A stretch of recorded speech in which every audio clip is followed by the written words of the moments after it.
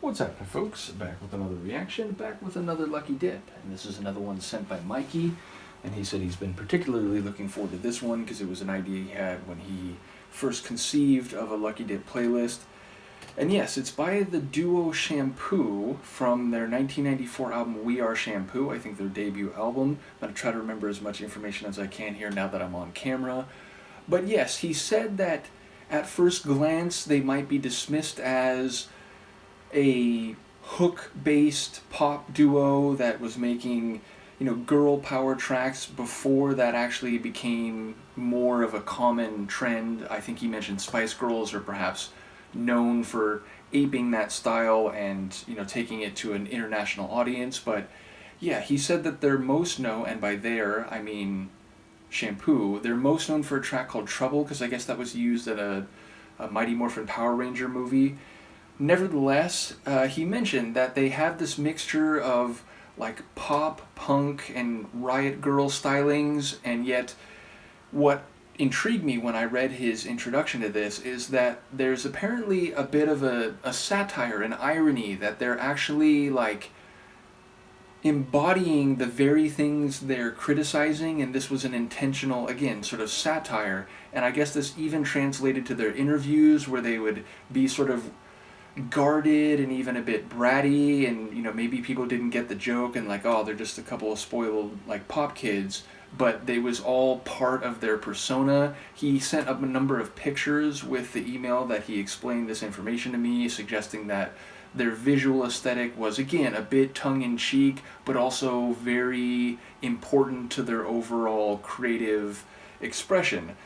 In any case, we're going to listen to a tune they did on that debut album called Skinny White Thing, which, it makes me wonder whether this is something like an epithet that would be said to them or about them, that like, oh, they're, just a couple of skinny white girls or whatever, and that it's seemingly a phrase that could be used to denigrate them, but perhaps is being self-applied with, again, the idea that they're essentially living out the very thing that is being criticized, and thus, there's a satire and a humor to their creative output. So yes, my understanding is that they put out 3 albums overall, so I don't know exactly in the moment, I'm not recalling the time span, but this first one is 1994.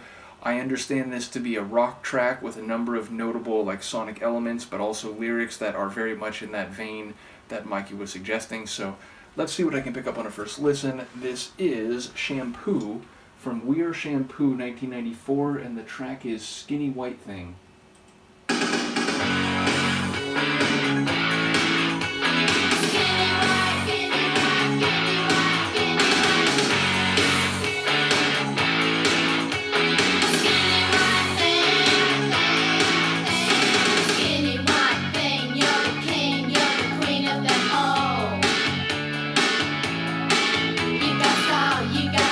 But your brain's off the hook, hanging in the hole.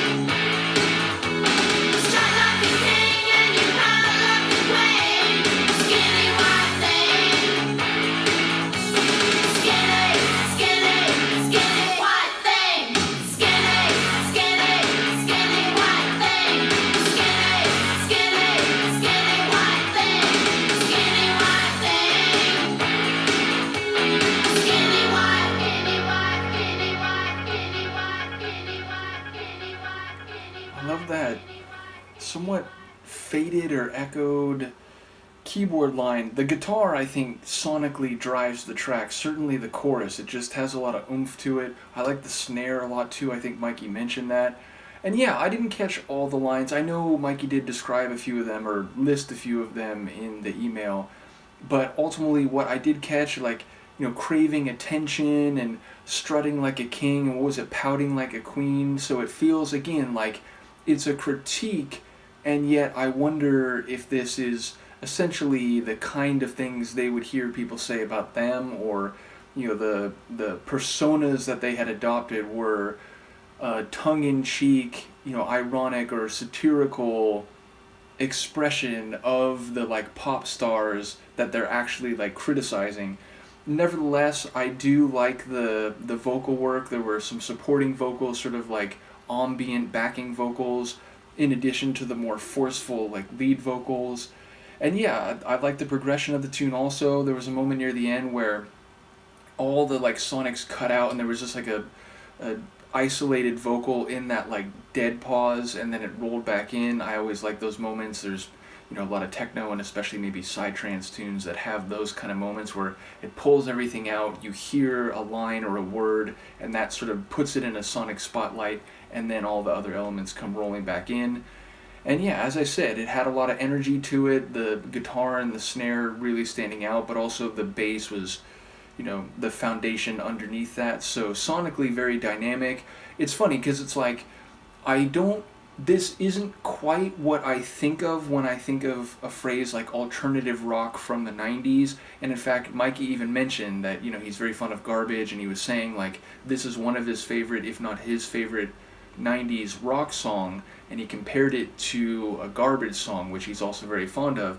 And by and large, like the Garbage sound, which it's always going to make me laugh, but the stuff from their earliest albums, plural, that's more what my brain thinks of when I think of alternative rock. But there are some stylings here that I think more or less fairly fit under that banner, whereas again here there's a bit more of like an edgy pop mixed with a bit of an alternative rock sound. So yeah, ultimately I do enjoy the idea, and there are punk bands that are like that, where the songs are essentially like speaking through the character that is actually being critiqued in the lyrics. I've talked about that a lot in relation to punk songs where, like, if you just read the lyrics on the sheet of paper or on the, liner notes, you might think like, wow, like, are they really saying that?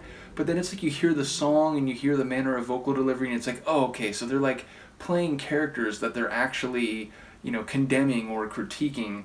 And I feel like, not only based on what Mikey said, but even just hearing the song about like craving attention and so on, it feels like there's some of that happening. So yeah, a fun one, enjoyable. It is interesting to catch up on some of these groups that came and went.